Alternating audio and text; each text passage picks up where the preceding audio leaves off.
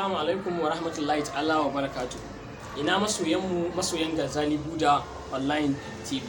Kamar yadda muka saba kawo muku shirye-shirye masu daɗi a baya na waƙoƙi da bidiyo da comedies, to wannan karan ma ba mu kasa a gwiwa ba domin ganin mun faranta muku rai a cikin wannan gagarumar sallah da take karatu mu. Kamar yadda ku sani, shahararren daraktan nan Fasihi Haziki wanda aka sani da Garzali Buda ya shirya muku shirye-shirye masu daɗi wanda in Allah ya yarda zai fara dora muku su daga ana gobe sallah har zuwa sati ɗaya ga sallah domin farin cikin ku. To domin sanar da cewa an fara dora muku waɗannan bidiyoyi akan YouTube channel nasa, domin za ku je ku shiga manhajar YouTube channel ku yi sacin Garzali Buda Online TV. Da zarar mun yi dora wani abu akai in Allah da za ku gani, amma fa kar ka manta bayan ka yi subscribe ka danna mana ƙararrawa wanda hakan ne zai sa da mun dora za a yi maka notification. Bayan ka danna ƙararrawa za su baka option guda uku, akwai notification 1, ka danna all notification.